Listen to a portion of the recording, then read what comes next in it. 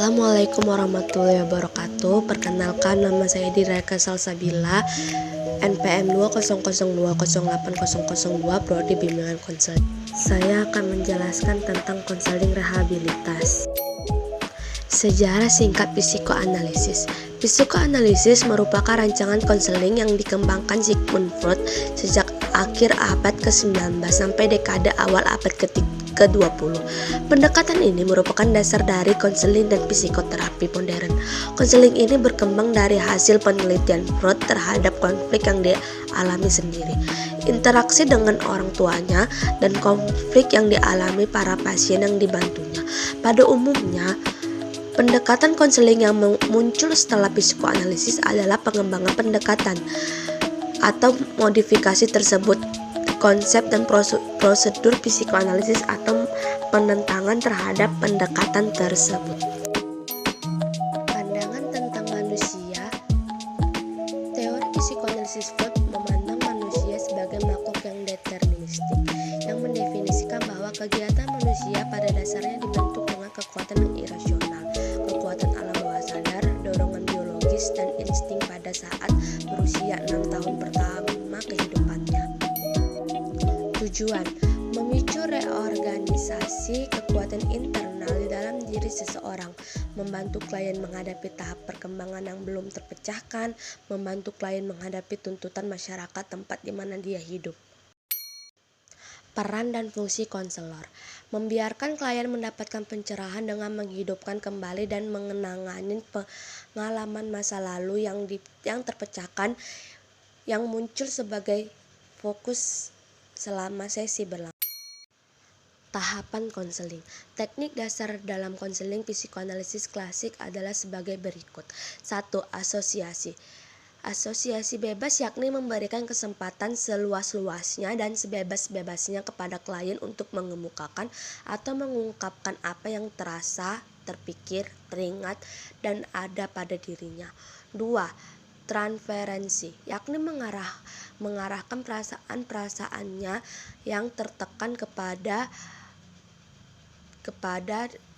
konseling dengan mengendalikan konseling itu adalah subjek yang menyebabkan perasaan tertekan itu. Ketiga, interpretasi, yakni membawa klien memahami dan menghadapi dunia nyata melalui pemikiran dan objektif memperkuat fungsi ego. Sejarah singkat analisis transaksional. Eric Berne 1910-1970, seorang psikiater atau psikiatris atau psikoanalisis, mengembangkan dasar teori analisis transaksional. Pada tahun 1950-an, penemuan tentang status ego state, disadari sebagai fase pertama dari sejarah perkembangan analisis transaksional.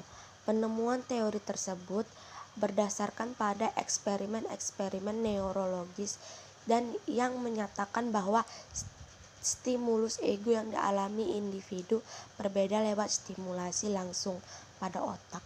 Analisis transaksional membicarakan tentang banyak hal. Pertama, membicarakan tentang filsafat manusia. Kedua, mengenai pengembangan fungsi intrapsikis dan perilaku individu. Ketiga, mengenal teknik yang dirancang untuk membantu pemahaman individu dan pemahaman perilaku perasaannya, meskipun kesemua aspek-aspek tersebut saling berhubungan. Pandangan tentang manusia. Pandangan analisis transaksional tentang hakikat manusia lain. A. Pada dasarnya manusia mempunyai keinginan atau dorongan-dorongan untuk memperoleh sentuhan atau stroke. B. Kehidupan manusia bukanlah merupakan sesuatu yang telah ditentukan atau antideterministik. C. Manusia mampu memahami keputusan-keputusannya. Tujuan konseling. Tujuan dasar analisis transaksional adalah membantu konseling dalam membuat putusan-putusan baru yang menyangkut tingkah lakunya, sekarang dan arah hidupnya. Peran dan fungsi konselor. Inti pokok dari analisis transaksional terletak pada usaha konselor dalam menganalisis transaksi klien. Dengan demikian, peranan konselor yaitu berusaha meletakkan tanggung jawab pada klien, menyediakan lingkungan yang menunjang, memisahkan mat dengan realitas, dan melakukan konfrontasi atas keanehan yang tampak. Tahapan konseling: eksplorasi masalah, rumusan masalah, identifikasi alternatif, perencanaan, aksi atau komitmen, asesmen atau umpan balik. Kognitif behavioral. Sejarah singkat. Kognitif behavioral terapi dikembangkan oleh Aaron Beck sekitar tahun 1960 yang bermula dari temuan klinis dan observasi pada kliennya yang menunjukkan bahwa klien yang mengalami depresi memiliki karakteristik distorsi kognitif dalam pemikiran mereka. Pandangan tentang manusia. Teori kognitif behavioral pada dasarnya meyakini pola pemikiran manusia terbentuk melalui proses stimulus kognisi respon SKR yang saling berkaitan dan membentuk semacam jaringan SKR dalam otak manusia, di mana proses kognitif menjadi faktor penentu dalam menjelaskan bagaimana manusia berpikir, merasa, dan bertindak. Tujuan konseling: mengajak konseli untuk menentang pikiran dan emosi yang salah dengan menampilkan bukti-bukti yang bertentangan dengan keyakinan mereka tentang masalah yang dihadapi. Peran dan fungsi konseling. Pada pendekatan kognitif behavioral, seseorang konselor bersifat lebih menjadi pendengar dan sensitif dan empati ketika mendengarkan masalah konseli. Hubungan yang demikian akan memudahkan konselor mencari informasi dari konseli. Tahapan konseling: 1. Menentang keyakinan irasional. 2. Membingkai kembali isu, misal menerima kondisi emosional internal sebagai sesuatu yang menarik ketimbang sesuatu yang menakutkan. 3. Mengulang kembali pengguna beragam pernyataan diri dalam role play dengan konselor. 4. Mencoba penggunaan berbagai pernyataan diri yang berbeda dalam situasi real. 5. Mengukur perasaan, misal menempatkan perasaan cemas yang ada saat ini dalam skala 0 sampai dengan 100. 6. Menghentikan pikiran ketimbang membiarkan pikiran cemas atau obsesional mengambil alih. Lebih baik konseli belajar untuk menyadarkan diri mereka. Sejarah singkat behavior. B.F. Skinner pada tahun 1953 menulis buku Essential and Human Behavior, menjelaskan tentang peranan dari teori operan conditioning di dalam perilaku manusia. Pendekatan behavior merupakan pendekatan yang berkembang secara logis dari keseluruhan sejarah psikologi eksperimental.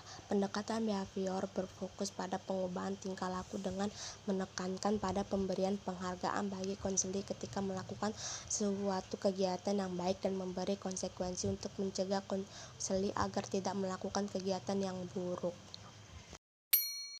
Pandangan tentang manusia. Pendekatan behavior ini menganggap bahwa pada dasarnya manusia bersifat mekanistik atau merespon kepada lingkungan dengan kontrol yang terbatas, hidup dalam alam deterministik, dan sedikit berperan aktif dalam menentukan martabatnya. Manusia bukanlah hasil dari dorongan tidak sadar, melainkan merupakan hasil belajar, sehingga ia dapat diubah dengan memanipulasi dan mengekreasi kondisi-kondisi pembentukan tingkah laku. Tujuan. Pendekatan behavior bertujuan untuk menghilangkan tingkah laku yang salah dan membentuk tingkah laku baru. Pendekatan tingkah laku dapat digunakan dalam menyembuhkan berbagai gangguan tingkah laku, dari yang sederhana hingga yang kompleks, bagi yang individual maupun kelompok. Peran dan fungsi konselor. Peran konselor dalam pendekatan behavioristik adalah aktif dan direktif. Aktif untuk melakukan intervensi dan membawa konseli dalam perubahan perilaku sedangkan direktif sebagai upaya konselor untuk memberikan arahan secara langsung kepada konseli.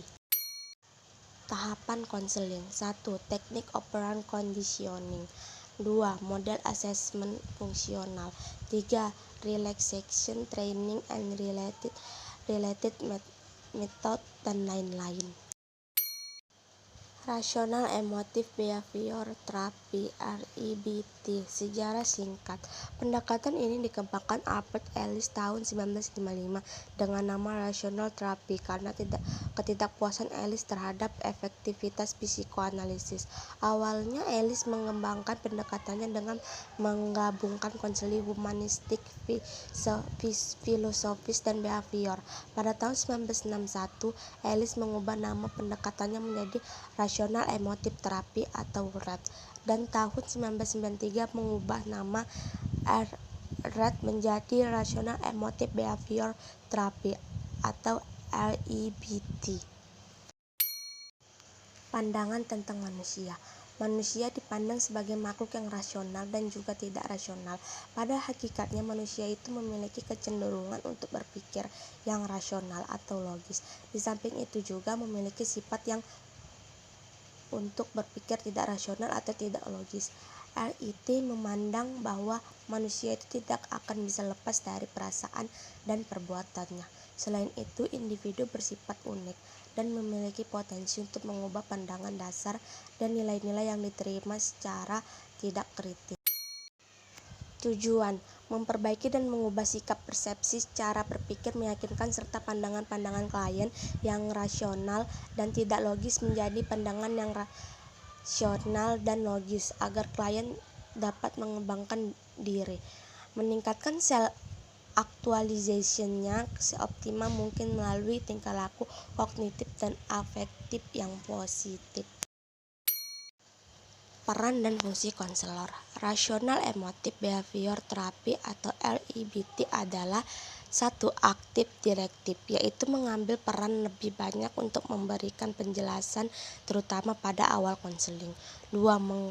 Mengkonfrontasi pikiran tradisional konseling secara langsung. 3. Menggunakan berbagai teknik untuk menstimulus konseling untuk berpikir dan mendidik kembali diri konseling sendiri. 4. Secara terus-menerus menyerang pemikiran rasional konseling. 5. Mengajak konseling untuk mengatasi masalahnya dengan kekuatan berpikir bukan emosi, bersifat didaktif. George Christian, 1990. Tahapan konseling. 1. Asertif adaptif. 2. Kognitif. 3. Behavioristik. Sejarah singkat realitas. Konseling realita dicetuskan oleh William Glasser dan yang lahir pada tahun 1925.